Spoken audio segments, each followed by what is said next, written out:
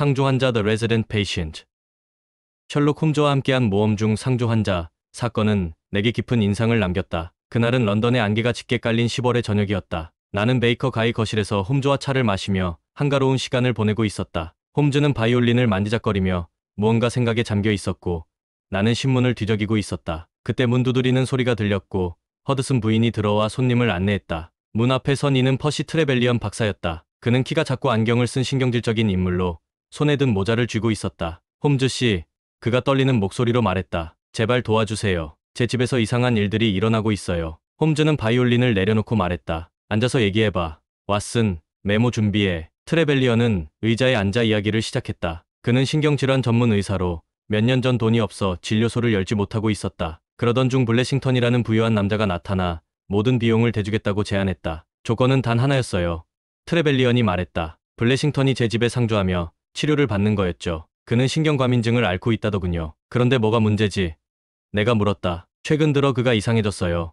트레벨리언이 대답했다. 문단속을 확인하고 밤마다 방에 틀어박혀 나오질 않아요. 그리고 어젯밤 기묘한 일이 일어났습니다. 그의 이야기는 이랬다. 전날 밤 트레벨리언은 늦게까지 환자를 보고 있었다. 블레싱턴은 평소처럼 방에 있었고 집은 조용했다. 그런데 한밤중에 이상한 남자 둘이 진료소에 나타났다. 한 명은 노인이고 다른 한 명은 젊은 남자였다. 그들은 러시아 억양으로 아들이 신경증에 걸렸다며 진찰을 부탁했다. 트레벨리언은 그들을 진찰실로 데려갔지만 노인이 갑자기 사라졌다가 다시 나타났다. 그들이 떠난 뒤 트레벨리언이 말했다. 블레싱턴이 내려와서 미친 듯이 소리쳤어요. 누가 자기 방에 들어왔다고요. 하지만 문은 잠겨 있었고 아무 흔적도 없었죠. 홈즈의 눈이 반짝였다. 흥미롭군. 왓슨, 준비해. 브룩 스트리트로 가야겠어. 다음날 아침 우리는 트레벨리언의 진료소로 향했다. 브룩 스트리트에 자리 잡은 그 집은 단정했지만 어딘가 음산한 분위기를 풍겼다. 트레벨리언이 우리를 안으로 들였고 곧 블레싱턴이 계단을 내려왔다. 그는 뚱뚱하고 얼굴이 붉은 중년 남자로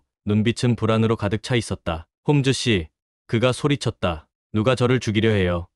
어젯밤 누군가 제 방에 침입했어요. 홈즈가 물었다. 증거는? 블레싱턴은 손을 떨며 말했다. 발자국이 있어요. 창밖 진흙에서 발견했죠. 우리는 블레싱턴의 방으로 올라갔다. 방은 단단히 잠겨 있었고 창문 밖에는 정말로 진흙에 찍힌 발자국이 있었다. 홈즈는 방 안을 살피며 말했다. 왓슨, 이 발자국은 두 사람 거야. 한 명은 노인이고 다른 한 명은 젊은 남자지. 트레벨리언이 놀라 말했다. 그럼 어젯밤 그 러시아인들이? 홈즈는 고개를 끄덕였다. 그들은 환자가 아니었어. 블레싱턴을 찾으러 온 거야. 그날 밤 홈즈는 나를 데리고 다시 진료소로 돌아왔다. 왓슨, 그가 속삭였다. 오늘 밤 뭔가 일어날 거야. 권총 챙겼나? 나는 긴장하며 고개를 끄덕였다. 우리는 어둠 속에서 진료소 복도에 숨어 기다렸다. 자정이 지나자 희미한 발소리가 들렸다. 문이 삐걱 열리며 세 명의 그림자가 들어왔다. 첫 번째는 노인, 두 번째는 젊은 남자, 세 번째는 키 작은 중년 남자였다. 그들은 러시아 억양으로 낮게 속삭이며 블레싱턴의 방으로 향했다. 베리스야.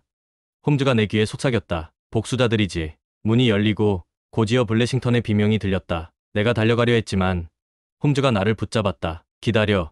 왓슨, 너무 늦었어. 몇 분 뒤 세 남자가 빠져나갔다. 우리는 방으로 뛰어 들어갔다. 블레싱턴은 의자에 앉아 있었지만 목에 밧줄이 감겨 이미 숨이 끊어져 있었다. 그의 얼굴은 공포로 일그러져 있었다. 트레벨리언이 뒤늦게 달려와 소리쳤다. 맙소사, 어떻게 된 거예요? 홈즈는 침착하게 말했다. 자살이 아니야.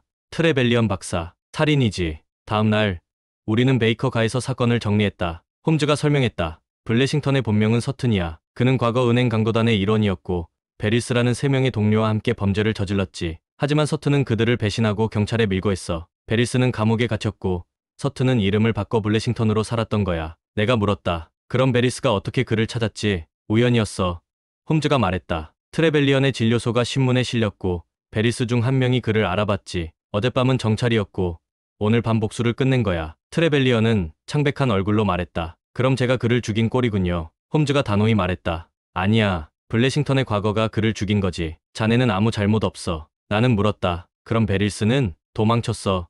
홈즈가 한숨을 쉬며 말했다. 경찰이 쫓고 있지만 러시아로 돌아갔을 가능성이 커. 증거가 부족해서 잡기 힘들 거야. 며칠 뒤 나는 이 이야기를 기록하며 감탄했다. 퍼시 트레벨리언은 무고한 의사였지만 블레싱턴의 어두운 과거에 휘말렸다. 베리스는 복수를 완수했고 블레싱턴은 자업자득으로 목숨을 잃었다. 홈즈는 파이프를 피우며 말했다. 왓슨, 이번엔 내가 한 발 늦었군. 하지만 인간의 복수심은 논리로 막을 수 없는 법이지. 그래도 자네 덕에 진실을 알았잖아.